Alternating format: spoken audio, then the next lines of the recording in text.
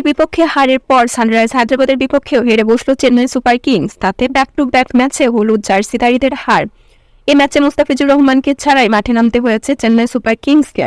তাই তো ধারাভাষ্যকের পক্ষ থেকে এটা নিশ্চিত করে দিয়েছিল। মুস্তাফিজুর রহমান টি-20 বিশ্বকাপের জন্য ইউএস ভিসা পেতে বাংলাদেশে অবস্থান করছেন। তাই তো সানরাইজ হায়দ্রাবাদের বিপক্ষে তাকে ছাড়াই মাঠে নামতে হয়েছে চেন্নাই সুপার কিংসকে। শুরুতে ব্যাটিং করতে নেমে বড় স্কোর করতে পারেনি চেন্নাই সুপার কিংস। নির্ধারিত 20 ওভারে 5 উইকেট হারিয়ে 165 রানের লক্ষ্য দাঁড় করায়, যেখানে সর্বোচ্চ দলের হয়ে 24 বলে 45 রান করেন কেবল শিবম ডুবে। সেই দিকে মহেন্দ্র সিং ধোনি ব্যাটিং করতে নামলেও তিনি বল খেলার সুযোগ পাননি। আর জবাব দিতে নেমে ট্রেভিস হেড এবং অভিষেক শর্মা, এই দুই ব্যাটার, বিশেষ করে অভিষেক শর্মা যা শুরু করলেন তাতে একেবারে শুরুতে ম্যাচ থেকে ছিটকে পড়ে যায় চেন্নাই সুপার কিংস।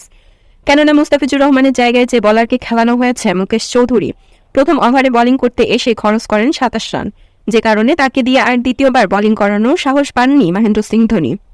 এরপর মাত্র 12 বলে 37 করে আউট হন অভিষেক শর্মা। এরপর ট্রেভিস হেডকে সঙ্গে নিয়ে ম্যাচ টেনে নিয়ে যান এডেন মাকরান।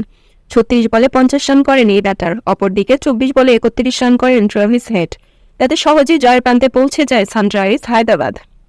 ম্যাচ শেষে তাই তো সংবাদ সম্মেলনে স্বাভাবিকভাবেই দলের পারফরমেন্স নিয়ে খুশি ছিলেন না চেন্নাইয়ের অধিনায়ক।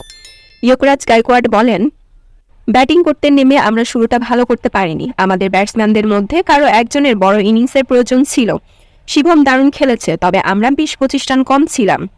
এরপর তাকে জিজ্ঞাসা করা হয় তাদের দলের ইনিংস কম্বিনেশন পরিবর্তন এসেছে, সেই সঙ্গে তাদের টপ উইকেট টেকার মুস্তাফিজুর রহমানকে এদিন পায়নি তারা, তাই বোলিংয়ে নিশ্চিতভাবে তারা চাপ অনুভব করেছে কিনা।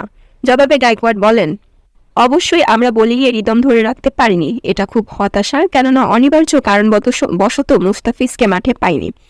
মুকেশের 1 ওভারের ম্যাচ বের করে নিয়ে গিয়েছে হায়দ্রাবাদ, যেখান থেকে আমরা আর ম্যাচে ফিরতে পারিনি। মাহি ভাই আমাকে বলেছিল, যে কারণে আমি আর মুকেশকে বোলিংয়ে আনতে চাইনি, তবে আমরা মনে করি পরের ম্যাচে আমরা আরও শক্ত হয়ে ফিরব।